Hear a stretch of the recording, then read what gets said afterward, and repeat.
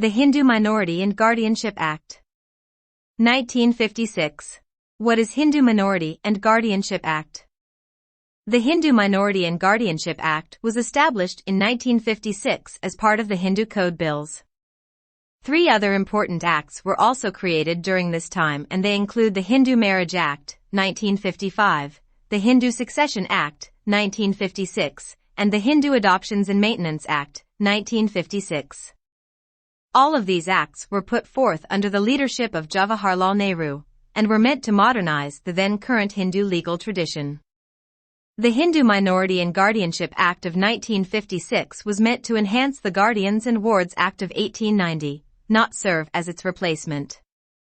This act specifically serves to define guardianship relationships between adults and minors, as well as between people of all ages and their respective property. Sections of the Act. Section 1 in the Hindu Minority and Guardianship Act, 1956. 1. This act may be called the Hindu Minority and Guardianship Act, 1956. 2. It extends to the whole of India, except the state of Jammu and Kashmir, and applies also to Hindus domiciled in the territories to which this act extends who are outside the said territories. Section 2 in the Hindu Minority and Guardianship Act, 1956. Act to be supplemental to Act 8 of 1890. The provision of this act shall be in addition to, and not, save as hereinafter expressly provided, in derogation of, the Guardian and Wards Act, 1890, 8 of 1890. Nature of the Act. The Hindu Minority and Guardian Act, 1956 is both a codifying and supplemental enactment. Its provisions must be read in the context of Guardian and Ward Act, 1890. The law relating to guardianship was first codified in the Guardians and Wards Act, 1890. The Act extends to the whole of India, except the state of Jammu and Kashmir. Chapter 3 of the Act elaborately sets forth the duties, rights, and liabilities of guardians. The guardian occupies a fiduciary position vis-a-vis the ward, i.e., minor under his protection. The mutual rights and liabilities rising out of the relationship of guardian and ward are codified in Act of 1890. Explanation. The Minority and Guardianship Act of 1890 sets forth the procedure for the appointment of a guardian by the court. There are no provisions relating to the subject in the Act of 1956. 1890 Act totally depends on the court's decisions declaring a particular person to be the guardian or far removing the natural guardian from his guardianship and appointing someone else our guardian. In fact, the Act of 1956 became necessary only because the Act of 1890 specially saved certain principles of Hindu law, which were being regulated by custom and by the decisions of the courts. Under the Act of 1890, the natural guardian or other person having actual custody of a minor's property or person could apply to the court for a declaration of his guardianship or for an order appointing him as guardian under that act. Further, the Act of 1890 was only an enabling statute, a written law passed by legislative body. The natural guardians under the Hindu law could function ignoring that Act. It would thus be seen that the Act of 1956 codifies that customary law as to guardianship with necessary reforms wherever considered necessary. But it is essentially a supplement to the Act of 1890 for the procedure as well as the substantive law in regard to the rights and duties of guardians, which are set forth only in the Act of 1890. This law is applicable to who is Hindu. 1. Born Hindu by birth. 2. Convert to Hinduism. 3. Reconvert to Hinduism. 4. Offshoot, branches of Hinduism. 5. The person born Arya, Brahma, Lingayat. 6. Not only legitimate but illegitimate children of Hindu parents. 7. If one of the parents were Hindu. 8. If not governed by any religion. 9. The people who are living in tribal areas are treated as Hindus. Section 3 in the Hindu Minority and Guardianship Act, 1956. 3. Application of the Act. 1. This Act applies a. To any person who is a Hindu by religion in any of its forms or developments, including a Virashaiva, a Lingayat or a follower of the Brahmo, Prarthana or Arya Samaj. B. To any person who is a Buddhist, Jaina or Sikh by religion, and C. to any other person domiciled in the territories to which this act extends who is not a Muslim, Christian, Parsi or Jew by religion unless it is proved that any such person would not have been governed by the Hindu law or by any custom or usage as part of that law in respect of any of the matters dealt with herein if this act had not been passed. Explanation. The following persons are Hindus, Buddhists, Jainas, or Sikhs by religion, as the case may be. I. Any child, legitimate or illegitimate, both of whose parents are Hindus, Buddhist, Jainas or Sikhs by religion. 2. Any child, legitimate or illegitimate, one of whose parents is a Hindu, Buddhist, Jaina or Sikh by religion and who is brought up as a member of the tribe, community, group or family to which such parent belongs or belonged, and 3. Any person who is a convert or reconvert to the Hindu, Buddhist, Jaina or Sikh religion. 2. Notwithstanding anything contained in subsection 1, nothing contained in this act shall apply to the members of any scheduled tribe within the meaning of clause 25 of Article 366 of the Constitution unless the central government, by notification in the official gazette, otherwise directs. 3. The expression Hindu in any provision of this act shall be construed as if it included a person who, though not a Hindu by religion, is, nevertheless, a person to whom this act applies by virtue of the provisions contained in this section. Statement Amendment Pondicherry, in Section 3, after subsection 2, insert the following. 2a. Notwithstanding anything contained in subsection 1, nothing contained in this act shall apply to the renoncants of the Union Territory of Pondicherry. Vide Act 26 of 1968, Sector 3, and SCH, pt. I. WEF May 9, 1968. Section 4 the Hindu Minority and Guardianship Act. 4. Definitions. A. Minor means a person who has not completed the age of 18 years. B. Guardian means a person having the care of the person of a minor or of his property or of both his person and property, and includes I. A natural guardian. 2. A guardian appointed by the will of the minor's father or mother.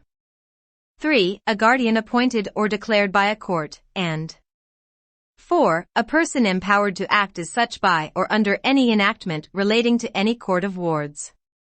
C. Natural guardian means any of the guardians mentioned in Section 6. Section 5 in the Hindu Minority and Guardianship Act, 1956. 5. Overriding effect of Act, save as otherwise expressly provided in this Act.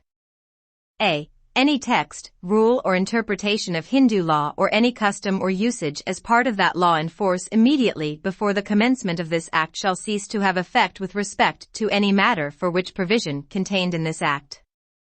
B. Any other law in force immediately before the commencement of this Act shall cease to have effect in so far as it is inconsistent with any of the provisions contained in this Act. Natural guardian. Natural guardian means father and mother who shall be deemed to be the natural guardians of the person of their minor children. If either dies or is incapable of action, the natural guardianship of the person shall devolve upon the other. No outsider can become a guardian of the minor except father or mother. The guardianship of the minor is not about the legal right of the minor, but it takes the welfare of the child into consideration. Section 13 of the Act of 1956 states about the welfare of the minor. Who is the natural guardian of a child? A natural guardian is a child's mother or father, biological or adopted. While a natural guardian has the legal right to make many decisions for a minor child, the guardian also has responsibilities. Who is the natural guardian of an adopted son? The natural guardianship of an adopted son who is a minor passes, on adoption, to the adoptive father and after him to the adoptive mother. Testamentary guardian. Testamentary guardian is a guardian who is appointed by way of will. It is done to ensure that the child will have a guardian even after the death of the natural guardian who may require supervision over themselves or their estate. A testamentary guardian cannot act as a guardian if the natural guardians are alive. What are the powers of a testamentary guardian? The testamentary guardian becomes entitled to act as the guardian of the minor after the death of the natural guardian. He can exercise all the rights and powers of a natural guardian to such extent and subject to such restrictions as are specified in the Act and in the will. De facto guardian. A de facto guardian is a person who takes continuous interest in the welfare of the minor's person or in the management and administration of his property without any authority of law. Who appoints de facto guardians? A person having the care of the person of a minor or of his property or of both, person and property, includes natural guardian, Section 6, a guardian appointed by the will of minor's father or mother. Changes made in the law of guardianship by the Hindu Minority and Guardianship Act, 1956. Natural guardian changes. The natural guardian of a minor boy or minor unmarried girl is the father. On the death of the father, the mother becomes the natural guardian. Under the old law, a natural guardian did not cease to be such by ceasing to be a Hindu and becoming a convert to some other religion. Under Section 6 of Hindu Minority and Guardianship Act, 1956, the natural guardian forfeits his position as a result of conversion. Future, under the Act of 1956, renunciation of the world by becoming vanaprastha or sannyasin also results in loss of guardianship. Under the old law, the father as natural guardian could claim the custody of his children irrespective of their age. Under the Act of 1956, the custody of children under 5 years of age should be with the mother ordinarily. Under the old law, the husband was the guardian of his minor wife. This could be so even if the husband himself is a minor. Under Section 10 of the Act of 1956, no minor husband cannot now claim guardianship of the property of another minor. So a minor husband cannot now claim guardianship over the property of his minor wife. Both the bride and bridegroom should be majors under the present law. Testamentary guardians changes. Under the old law, only the father by his will could appoint a guardian, testamentary guardian. Under the Act of 1956, even the mother can do so. Under the Act, a guardian appointed by the father could function on the death of the testator even if the minor's mother was still alive. Now under the Act, if the mother of the minor survives the father, it is she and not the testamentary guardian appointed by the father that can function as guardian. Further, she can herself appoint a testamentary guardian for her children even if the father himself left his will of appointing a guardian. Under the old law, a mother that can appoint a testamentary guardian could be appointed for illegitimate children. The powers of the testamentary guardian are not higher than the natural guardian. Now the testamentary guardian's powers are statutorily curtailed just like the powers of the natural guardians. De facto guardians changes. The old law recognized a de facto guardian. In regard to alienations of property, his powers were those of natural guardians. Under the new law, the concept of de facto guardian has been abolished. These are the principal changes made by the legislation of 1956 in the law of guardianship. Section 6 in the Hindu Minority and Guardianship Act, 1956. 6. Natural guardians of a Hindu minor. The natural guardian of a Hindu minor, in respect of the minor's person as well as in respect of the minor's property, excluding his or her undivided interest in joint family property, are a. In the case of a boy or an unmarried girl, the father, and after him, the mother, provided that the custody of a minor who has not completed the age of 5 years shall ordinarily be with the mother. B. In case of an illegitimate boy or an illegitimate unmarried girl, the mother, and after her, the father. C. In the case of a married girl, the husband, provided that no person shall be entitled to act as the natural guardian of a minor under the provisions of this section. A. If he has ceased to be a Hindu, or B. If he has completely and finally renounced the world by becoming a hermit, vanaprastha, or an ascetic, yadi, or sannyasi. Explanation. In this section, the expressions father and mother do not include a stepfather and a stepmother. Natural guardianship. Section 7 in the Hindu Minority and Guardianship Act, 1956. 7. Natural guardianship of adopted son. The natural guardianship of an adopted son who is a minor passes, on adoption, to the adoptive father and after him to the adoptive mother. Section 8 in the Hindu Minority and Guardianship Act, 1956. 8. Powers of natural guardian. 1. the natural guardian of a Hindu minor has power, subject to the provisions of this section, to do all acts which are necessary or reasonable and proper for the benefit of the minor or for the realization, protection, or benefit of the minor's estate, but the guardian can in no case bind the minor by a personal covenant. 2. The natural guardian shall not, without the previous permission of the court, a. Mortgage or charge, or transfer by sale, gift, exchange or otherwise, any part of the immovable property of the minor, or b. Lease any part of such property for a term exceeding 5 years or for a term extending more than 1 year beyond the date on which the minor will attain majority. 3. Any disposal of immovable property by a natural guardian, in contravention of subsection 1, or subsection 2, is voidable at the instance of the minor or by any person claiming under him. 4. No court shall grant permission to the natural guardian to do any of the acts mentioned in subsection 2, except in the case of necessity or for an evident advantage to the minor.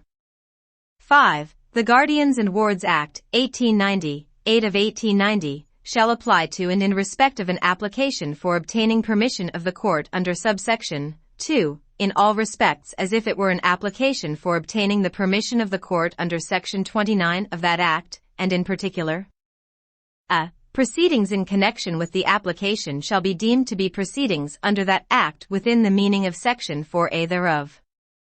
b. The court shall observe the procedure and have the powers specified in subsections 2, 3, and 4 of section 31 of that act, and c. An appeal shall lie from an order of the court refusing permission to the natural guardian to do any of the acts mentioned in subsection 2 of this section to the court to which appeals ordinarily lie from the decisions of that court. 6. In this section, court means the city civil court or a district court or a court empowered under section 4a of the Guardian and Wards Act, 1890, 8 of 1890, within the local limits of whose jurisdiction the immovable property in respect of which the application is made is situate, and where the immovable property is situate within the jurisdiction of more than one such court, means the court within the local limits of whose jurisdiction any portion of the property is situate. State Amendments Assam, for modified application of Section 8 of the Hindu Minority and Guardianship Act, 1956, see Assam Act 7 of 1977, Sector 8, WEF June 15, 1978. Punjab, for modified application of Section 8 of the Hindu Minority and Guardianship Act, 1956, see Punjab Act 5 of 1979, Sector 22, WEF June 18, 1979.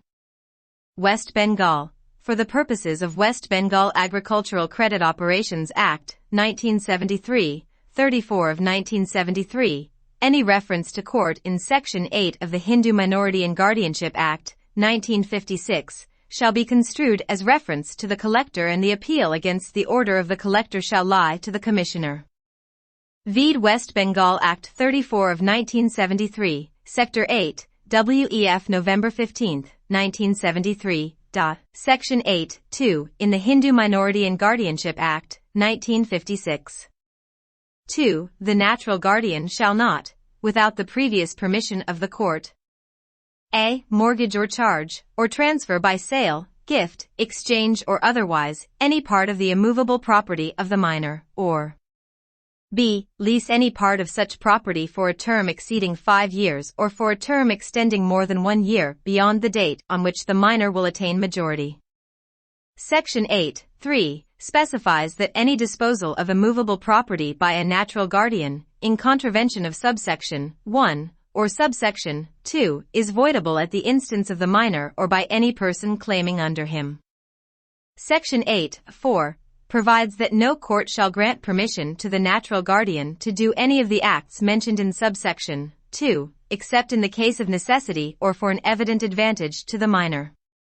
Section 8, 5, provides that the Guardians and Wards Act, 1890, shall apply to and in respect of an application for obtaining permission of the court under subsection 2, in all respects as if it were an application for obtaining the permission of the court under Section 29 of that Act. Section 9 in the Hindu Minority and Guardianship Act, 1956. 9. Testamentary guardians and their powers. 1. A Hindu father entitled to act as the natural guardian of his minor legitimate children may, by will, appoint a guardian for any of them in respect of the minor's person or in respect of the minor's property, other than the undivided interest referred in Section 12, or in respect of both. 2. An appointment made under subsection 1 shall have no effect if the father predeceases the mother, but shall revive if the mother dies without appointing by will any person as guardian. 3. A Hindu widow entitled to act as the natural guardian of her minor legitimate children, and a Hindu mother entitled to act as the natural guardian of her minor legitimate children by reason of the fact that the father has become disentitled to act as such, may, by will, appoint a guardian for any of them in respect of the minor's person or in respect of the minor's property, other than the undivided interest referred to in Section 12, or in respect of both. 4. A Hindu mother entitled to act as the natural guardian of her minor legitimate children may, by will, appoint a guardian for any of them in respect of the minor's person or in respect of the minor's property or in respect of both. 5. The guardian so appointed by will has the right to act as the minor's guardian after the death of the minor's father or mother, as the case may be, and to exercise all the rights of a natural guardian under this Act to such extent and subject to such restrictions, if any, as are specified in this Act and in the will. 6. The right of the guardian so appointed by will shall, where the minor is a girl, cease on her marriage.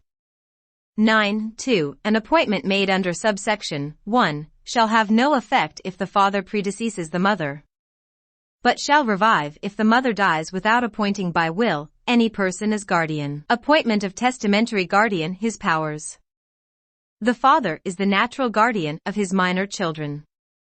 By his will he can appoint a guardian to look after the property and person of his minor children. Such a guardian is called a testamentary guardian. Under Section 9 he cannot function if the testator is survived by his widow, mother of the children for whom the testamentary guardian is appointed. As a natural guardian, the mother has a superior right to guardianship.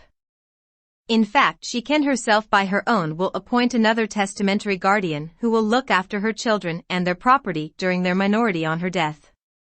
But if she dies without leaving such a will, the appointment of testamentary guardian by the father revives and such testamentary guardian can function.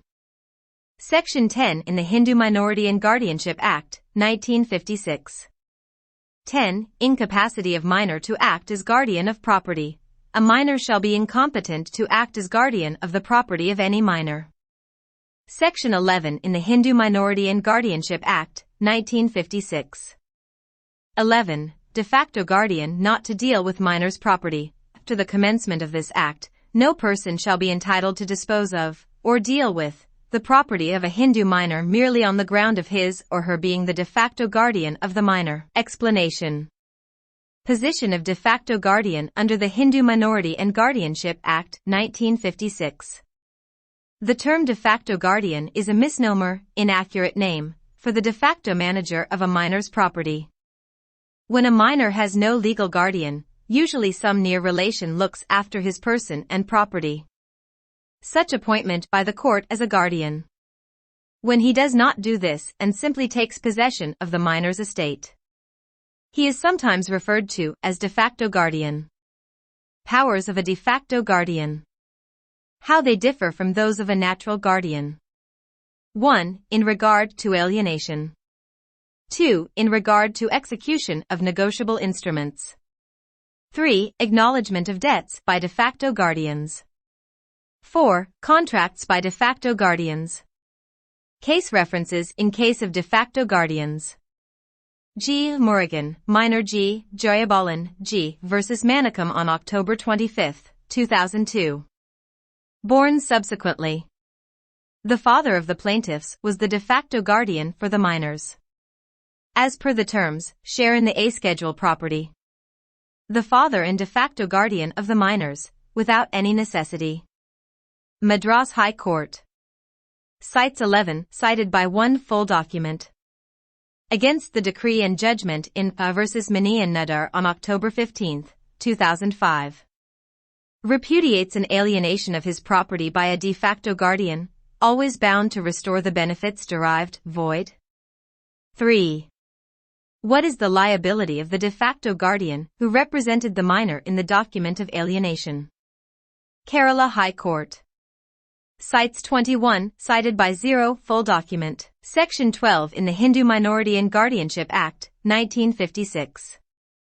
12. Guardian not to be appointed for minor's undivided interest in joint family property. Where a minor has an undivided interest in joint family property and the property is under the management of an adult member of the family, no guardian shall be appointed for the minor in respect of such undivided interest, provided that nothing in this section shall be deemed to affect the jurisdiction of a high court to appoint a guardian in respect of such interest. Guardian not to be appointed for minor's undivided interest in joint family property. Where a minor has an undivided interest in joint family property and the property is under the management of an adult member of the family, no guardian shall be appointed for the minor in respect of such undivided interest, provided that nothing in this section shall be deemed to affect the jurisdiction of a high court to appoint a guardian in respect of such interest. Section 13 in the Hindu Minority and Guardianship Act, 1956. 13. Welfare of minors to be paramount consideration. 1. In the appointment or declaration of any person as guardian of a Hindu minor by a court, the welfare of the minor shall be the paramount consideration. 2. No person shall be entitled to the guardianship by virtue of the provisions of this act or of any law relating to guardianship in marriage among Hindus, if the court is of opinion that his or her guardianship will not be for the welfare of the minor. Removal of guardian in certain cases. Guardianship is intended to contribute to the welfare of the minor. Any guardian may be removed by the court if in its opinion his continuances as guardian is not for the welfare of the minor. The welfare of the minor is the paramount consideration. The discretion of the court in the matter is, however, governed by judicious principles. The need for change of guardianship may arise in the following cases. 1. Minor's conversion. 2. Parents' conversion. 3. Remarriage of a widowed mother. The three major changes of guardianship arises by the above changes. Famous cases: 1. Queen v. Inesbit. 2. Chandra v. Foreman. 3. Skinner v. Gord. 4. Mukund v. Nobudip. 5. Tavidgashian v. State of Maharashtra. 6. Balkrishna Pandey v. Sanjeev Bajpayee. Conclusion.